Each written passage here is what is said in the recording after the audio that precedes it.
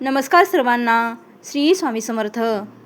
अक्षय तृतीया हा वर्षातील सर्वात शुभ दिवस मानला जातो.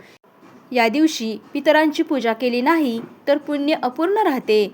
आज मी तुम्हाला सांगणार आहे पितरांची पूजा कशी करावी, कोणते साहित्य लागते आणि कोणते दान केल्याने घरात कधीही अडचण येत नाही. अक्षय तृतीया हा असा दिवस आहे की या दिवशी केलेले पुण्य कधीही संपत नाही. या दिवशी पितरांना आठवून त्यांची पूजा केली तर त्यांच्या आशीर्वादाने जीवनातील अडथळे दूर होतात. तर या पितरांची पूजा करण्यासाठी सर्वात अगोदर आपले घर स्वच्छ करून घ्यायचं आहे. एक स्वच्छ जागा निवडायची आहे आणि तिथे आपल्याला एक पाट ठेवायचा आहे. त्यावरती आपल्याला पांढरे किंवा पिवळे कापड अंथरायचे आहे. त्यानंतर पाटावर पितरांचे फोटो किंवा सुपारी ठेवून त्यांना पितरांचे प्रतीक मानायचे आहे.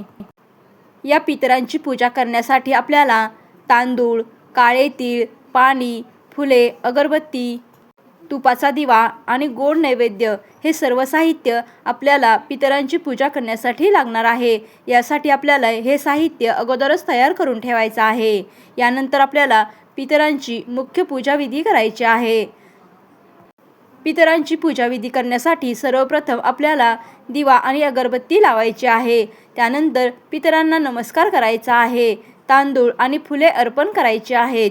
काळे तीळ पाण्यात टाकून तर्पण करायचे आहे आणि मनोभावे प्रार्थना करायची आहे. हे पितरांनो, आमच्यावर कृपा करा, आमच्या कुटुंबाला सुख शांती द्या. विशेष करून महिलांनी या दिवशी एक छोटी सेवा नक्की करावी.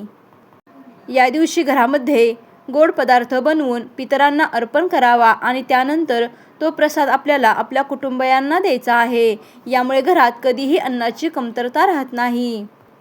अक्षय तृतीयाच्या दिवशी दान करण्याला खूप महत्त्व आहे. या दिवशी अन्नदान, वस्त्रदान, पाण्याचे दान करावे. जर शक्य असेल तर गरजू लोकांना अन्न द्या. यामुळे पितृ खूप प्रसन्न होतात. या दिवशी पितरांची सेवा करत असताना भांडण करू नका, अपशब्द बोलू नका, त्याचप्रमाणे कुणालाही दुखावू नका. जर तुम्ही ही पूजा मनापासून केली तर पितरांचा आशीर्वाद मिळतो. घरामध्ये सुख समृद्धी वाढते आणि अडकलेली कामे पूर्ण होतात. जर तुम्हाला हा व्हिडिओ आवडला असेल तर लाईक करा आणि अशाच धार्मिक माहितीसाठी चॅनेलला नक्की सबस्क्राईब करा. श्री स्वामी समर्थ. जय जय स्वामी समर्थ. धन्यवाद.